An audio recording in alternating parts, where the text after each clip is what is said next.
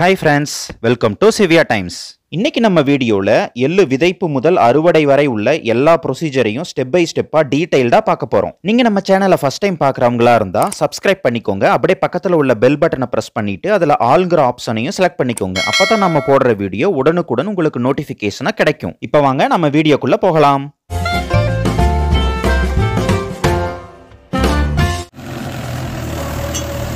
First நம்ம எள்ளு விதைக்கிறதுக்காக நிலத்தை நல்லா புழுதி உழவு ஓட்டிக்கலாங்க. ஒரு 2 சால் ஓட்டினா போதும். 2 சால் புழுதி உழவு ஓட்டினதுக்கப்புறம் நிலத்துக்கு அடி உரம் கொடுக்கணுங்க. அதுக்காக நாங்கள் இன்னைக்கு காம்ப்ளெக்ஸ் உரம் வாங்கி வச்சுருக்கோம்.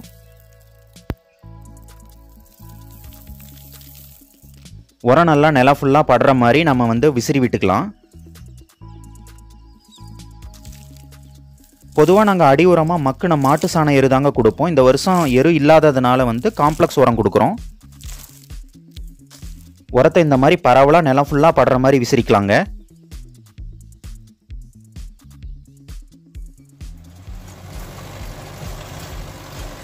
உரம் விசிறினதுக்கப்புறம் ரொட்டேட்டரை விட்டு நல்லா ஒரு சால் ஓட்டிக்கலாங்க. அப்போ தான் கட்டிகள்லாம் உடஞ்சி மண் நல்லா பொலபொலப்பு தன்மையோடு இருக்கும்.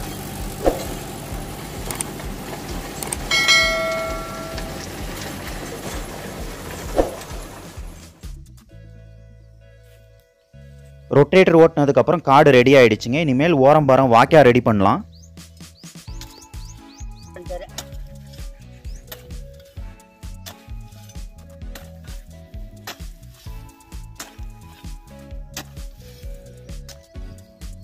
இந்த ஆட்டுக்குட்டிங்க பில்லு இருக்கிற பக்கம் போய் மேயாம பொட்டல் காட்டில் என்னத்தை தேடிட்டு இருக்குதோ தெரியலைங்க.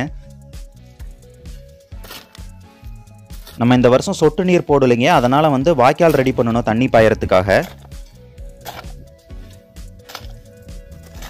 இன்னைக்கு நம்ம சிகப்பு எள்ளு தாங்க விதைக்க போகிறோம். இந்த இமேஜில் காட்டியிருக்கிற ஃபர்ஸ்ட்டில் இருக்கிற எள்ளு தாங்க விதைக்க போகிறோம். பொதுவாக எள்ளு 3 ரகம் இருக்கும்: சிகப்பு, கருப்பு, வெள்ளை. பொதுவாக நாங்கள் எந்த ஒரு பயிர் விதைக்கிறதுக்கு முன்னாடியும் சனி மூலையில் சாமி கும்பிட்டதுக்கு அப்புறம் தாங்க ஆரம்பிப்போம். அதே மாதிரி தாங்க இன்றைக்கி நம்ம எள்ளு விதைக்கிறதுக்கு முன்னாடி சாமி கும்பிட்டு ஆரம்பிக்கிறோம். எள்ளு விதை ரொம்பவே சின்னதாக இருக்குங்க. அதனால் நம்ம நல்லா பரவலாக விசிறிக்கலாம். விதை ரொம்பவே நெருக்கமாக விதைச்சிடக்கூடாது. அப்படி விதைச்சோம்னா ஈல்டு நல்லா இருக்காது. அதனால் எள்ளு விதைக்கும் போது அது கூட மணலை கலந்து விதைச்சிக்கலாம். இப்படி நம்ம மணல் கலந்து விதைக்கும் போது எள்ளு விதை நெருக்கமாக விழாமல் கொஞ்சம் கேப் விட்டு முளைக்கும்.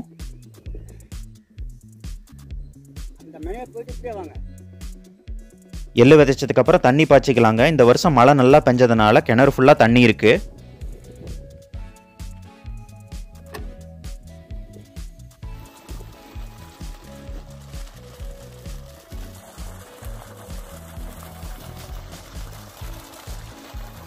வாய்க்காலில் போகிற தண்ணி உடச்சிக்காமல் இருக்கிறதுக்காக நம்ம இந்த மாதிரி கரை அணைச்சிக்கலாம். அடுத்த 3 மாதமும் இதே வாய்க்கால் வழியாக தாங்க நம்ம நிலத்துக்கு தண்ணி பாய்க்க போகிறோம். அதனால் கரையை நல்லா ஸ்ட்ராங்காக அணைச்சிக்கணும்.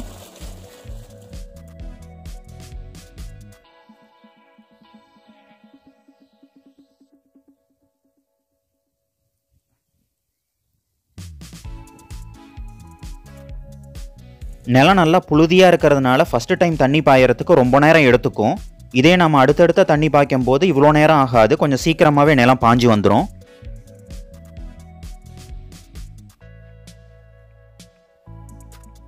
பொதுவாக நம்ம எள்ளு விதைச்சதுலேருந்து அதோட விதை முளைச்சி வர்றதுக்கு கிட்டத்தட்ட 7 நாள் குறைஞ்சபட்சம் எடுத்துக்குங்க. 7லேருந்து 10 நாளைக்குள்ளே நம்ம விதைச்ச விதைகள் எல்லாம் முளைச்சி வந்துடும். இப்போ பாருங்கள் 10 நாள் ஆகுது.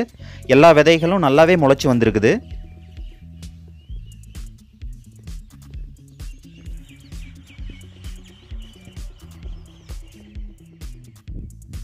நம்ம எள்ளு விதைச்சு கிட்டத்தட்ட 20 நாள் ஆயிடுச்சுங்க. எல்லா விதைகளும் நல்லாவே முளைச்சி வந்துருச்சு. அது கூடவே சேர்த்து களைப்புல்களும் வந்துருச்சு.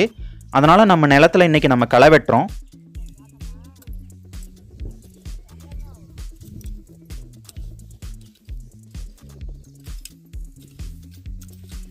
என்னதான் நம்ம எள்ளு விதைக்கும் போது எள்ளு கூட மணலை கலந்து விதைச்சாலும் சில விதைகள் நெருக்கமாக விழுந்துருக்குதுங்க.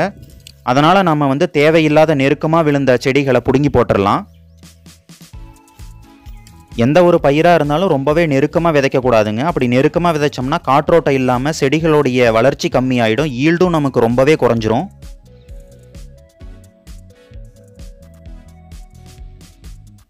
நம்ம எள்ளு விதைச்சி 35 நாள் ஆகுதுங்க. 35 நாளைக்கு அப்புறம் செடிகளுடைய வளர்ச்சி பாருங்க. ஆனால் சில செடிகளில் வந்துட்டு பூச்சி அரிப்பு இருக்குது. இந்த இலைகள் பாருங்க பூச்சி அரிச்சு இருக்குது. அதே மாதிரி சில இலைகள் பாருங்க இந்த மாதிரி கருகி போய் மஞ்சள் கலர்ல இருக்குது.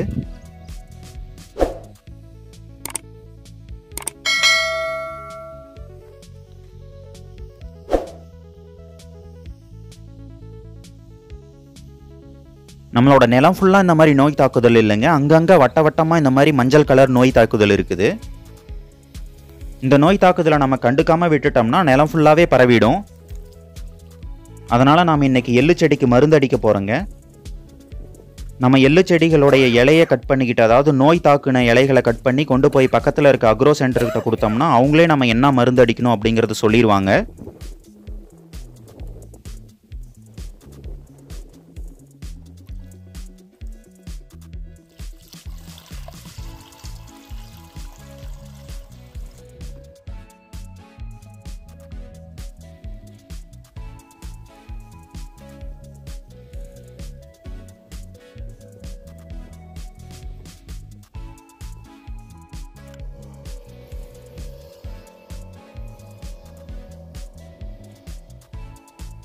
நம்ம இன்னைக்கு மருந்து பேட்டரி ஸ்ப்ரேயரில் தாங்க அடிக்கிறோம். பவர் ஸ்ப்ரேயரில் அடிக்கிறத கம்பேர் பண்ணும்போது பேட்டரி ஸ்ப்ரேயரில் மருந்து அடித்தோம்னா செடிகளுடைய எல்லா பகுதிகளையும் மருந்து படுதுங்க.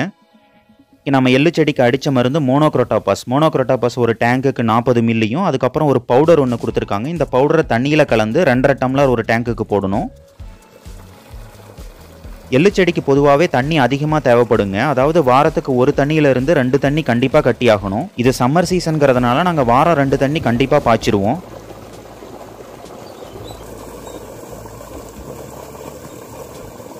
நம்ம எள்ளு விதைச்சு 2 மாதம் ஆயிடுச்சுங்க. 2 மாதத்துக்கு அப்புறம் பாருங்கள் செடிகளுடைய வளர்ச்சி, செடிகளில் காய் பிடிக்க ஆரம்பிச்சிருச்சு, பூக்களும் நிறையா இருக்குது. இந்த எள்ளு செடியோடைய பூக்கள் பார்க்கறதுக்கு ரொம்பவே அழகாக இருக்குங்க. வெள்ளை கலரில் பார்க்கறதுக்கு சூப்பராக இருக்கும். எள்ளு செடியில் காய்கள் அதிகமாக காய்க்குங்க. அதாவது ஒரு இலைக்கு ஒரு காய் வரும். இந்த செடியில் பாருங்கள் கீழே நிறையா காய்கள் இருக்குது, மேலேயும் பூக்கள் இருக்குது. இந்த பூக்களும் காய்களாக மாறிடும்.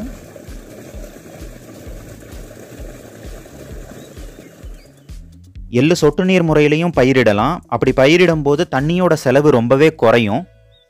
நம்மக்கிட்ட சொட்டு நீர் இல்லாததுனால காடு ஃபுல்லாக நம்ம தண்ணி எடுத்து விட்டு பாய்ச்சிக்கிட்டு இருக்கோம்.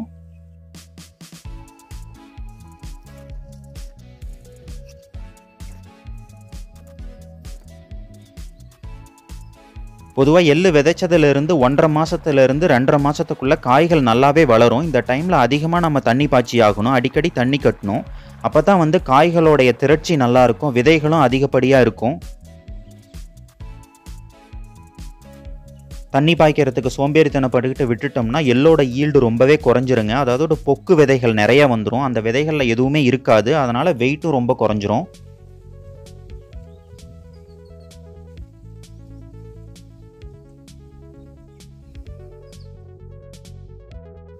ஒரு எள்ளுக்காயை எடுத்து நம்ம உடைச்சி பார்க்கலாம். பாருங்கள் விதைகள் எவ்வளோ நிறையா இருக்குதுன்னு சொல்லிட்டு. ஒரு எள்ளுக்காய்கள் உடைச்சி பார்க்கும்போது 2 வரிசைகளில் விதைகள் இருக்கும். எள்ளு நம்ம விதைச்சதுலேருந்து கிட்டத்தட்ட 90 நாட்கள் கழித்து நம்ம அறுவடைக்கு தயாராகிடும். அறுவடைக்கு தயாராகிடுச்சா இல்லையாங்கிறத பார்க்குறதுக்கு அந்த காய்கள் பச்சை தன்மை குறைஞ்சி, அதாவது பச்சை கலர்லேருந்து லைட்டாக மஞ்சள் கலருக்கு மாறும். அந்த டைம் நம்ம அறுவடை பண்ணிடலாம். எள்ளு செடிகளை பொதுவாக கரெக்டான டைமில் அறுவடை பண்ணிடணுங்க. அப்படி அறுவடை பண்ணுறதுக்கு லேட் ஆகிடுச்சுன்னா செடிகள்லேயே எள்ளு வெடித்து காட்டிலேயே எள்ளு நிறைய எள்ளு கொட்டிருங்க. எள்ளு செடிகளை அறுவடை பண்ணி அறுத்து எடுத்துக்கிட்டு வாசலில் இந்த மாதிரி கூம்பு வடிவில் நம்ம அடுக்கி வச்சிடணுங்க. எள்ளு செடி பொதுவாக ரொம்பவே ஹீட்டுங்க. அதனால் இப்போ நம்ம இப்படி அடுக்கி வைக்கும் போது எள்ளு நல்லா புழுங்கி சீக்கிரமாக இந்த காய்கள் எல்லாம் முதிர்ச்சி அடையும். எள்ளு செடிகள் ஒரு 2 நாளைக்கு அப்படியே புழுங்க விட்டுட்டு அதுக்கப்புறம் கீழே ஒரு படுதா விரித்து இப்படி எடுத்து காய வச்சிடலாம். ஒரு நாள் எள்ளு செடிகள் நல்லா காஞ்சாலே பாருங்கள், இப்போ உங்களுக்கு தெரியும் எல்லா பச்சை தன்மையும் போயிட்டு இந்த மாதிரி எள்ளு காய்ந்து அதுவே தானாக வெடிக்க ஆரம்பிச்சிடும். அதுக்கப்புறம் நம்ம ஆட்களை விட்டு இப்படி அலசி எடுக்கணும். எள்ளு செடிகளை இப்படி நல்லா அலசி எடுக்கும்போது தான் காய்கள் உள்ள எள்ளுகள் எல்லாம் கீழே படுதாவில் கொட்டும்.